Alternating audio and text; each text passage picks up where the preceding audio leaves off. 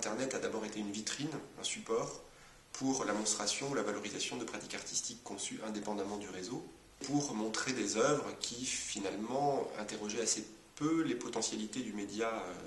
Internet. Internet, outre le fait de constituer un support et un média intéressant, multimédia, présentait aussi l'avantage d'être un outil, une nouvelle palette pour la création, en permettant au public de participer à leur création,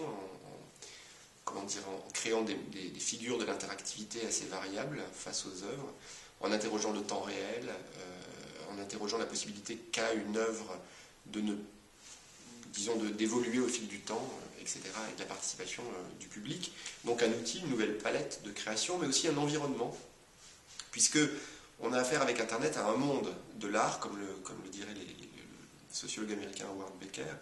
un nouveau monde de l'art peut-être, je ne sais pas, c'est à interroger, mais en tout cas, on voit bien qu'à travers l'émergence de revues en ligne, de forums de discussion, de mailing lists, de sites, de plateformes, se constitue, dans un premier temps d'ailleurs, à l'écart du monde de l'art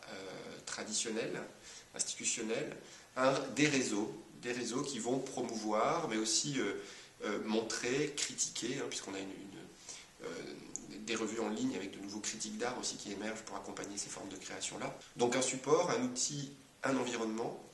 c'est assez intéressant. C'est dans cette tripartition que les artistes vont œuvrer finalement, en concevant des œuvres d'art que j'aime appeler des dispositifs, puisque l'idée d'œuvre renvoyant,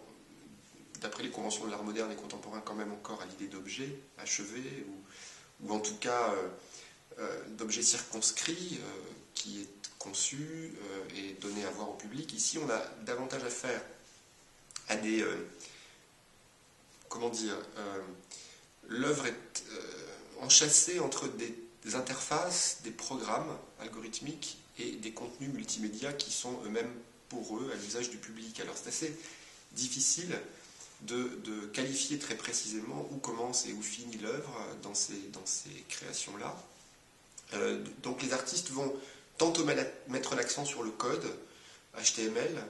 en promouvant un art que j'ai appelé médiologique, en référence à Régis Debray, ou à McLuhan aussi, ce chercheur canadien qui pointait l'accent sur le média lui-même, c'est-à-dire que plutôt que de concevoir des contenus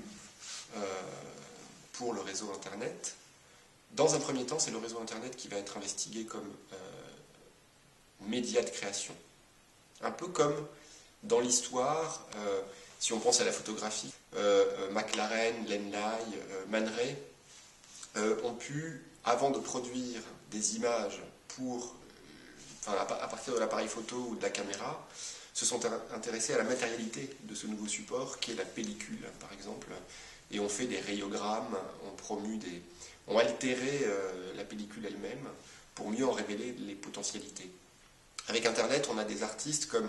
Jody, des hackers, ou comme peut-être Itoy, Artmark, qui vont interroger le média Internet lui-même, c'est-à-dire promouvoir des navigateurs subversifs, par exemple, ou des virus, pourquoi pas, puisqu'ils empruntent aussi leur réalité,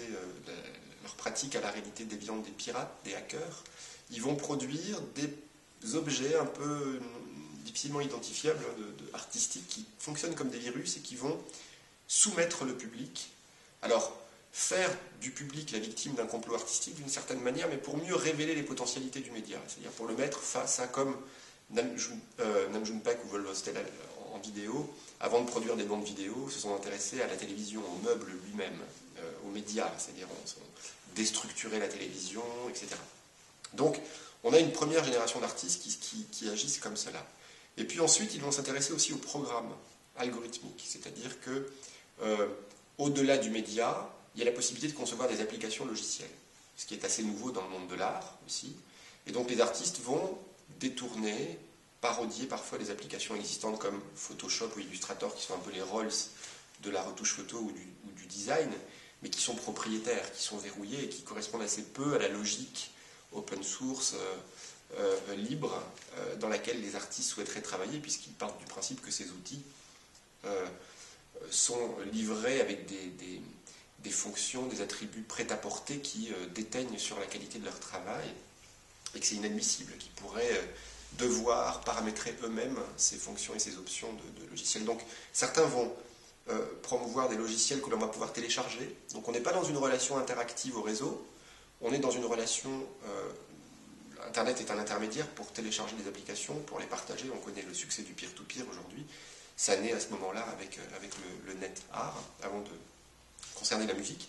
Et puis d'autres artistes vont inventer aussi des logiciels particuliers. J'ai montré un exemple du Chaos Computer Club qui détourne la bibliothèque, enfin détourne, c'est un peu excessif de dire ça, mais la Bibliothèque nationale de France aux Olympiades à Paris dans le 13e, pour, à partir, c'est finalement une façade de fenêtre derrière laquelle ils mettent des diodes, et ils invitent le public à jouer à un Tetris géant, ou à s'envoyer des messages, ou à avoir une relation interactive avec cet écran à l'échelle d'un des buildings de la Bibliothèque nationale de France. Donc on est là dans une relation aussi qui est algorithmique plus qu'interactive, puisque c'est vraiment un programme informatique qui est le cœur, qui constitue le cœur de l'œuvre. Et puis enfin, on peut considérer des œuvres ou des dispositifs interactifs, où là c'est davantage le contenu, la forme, nouvelle aussi, puisque on parle de multimédia, hein, ça mêle son, image, texte, vidéo, etc., qui va non pas être exposé dans une forme définitive et achevée, mais au contraire va fonctionner un peu comme une performance médiatique particulière, puisque le public va pouvoir interagir avec ces contenus multimédia ou ces formes. On a des œuvres qui fonctionnent un peu aussi comme des bases de données, finalement, hein, qui grossissent, qui sont, comme diraient les informaticiens, incrémentales, donc qui grossissent au fil du temps et de la participation du public. Et donc, celui-ci va pouvoir alimenter l'œuvre, dialoguer autour de l'œuvre avec d'autres publics, en amenant des images, du texte, des vidéos, enfin beaucoup de choses qui peuvent transiter aujourd'hui par Internet. Donc c'est des formes cette fois qui sont évolutives et qui intègrent pleinement la participation du public. Et puis des œuvres cette fois davantage communicationnelles, qui fonctionnent un peu comme des whiteboards ou des tableaux blancs, c'est-à-dire l'artiste, plutôt que de proposer une forme ou un contenu, quand bien même il permettrait au public de l'altérer, va au contraire installer une scène médiatique particulière, une arène que le public va pouvoir investir pour élaborer en temps réel et en collectif une expérience particulière qui relève davantage là, de la communication ou du dialogue. Donc on a ces différentes formes de création qui montrent à quel point finalement Internet transforme la pratique artistique, mais aussi comment les artistes, en s'emparant de ce média un peu particulier, vont inventer des paradigmes médiatiques un peu, disons,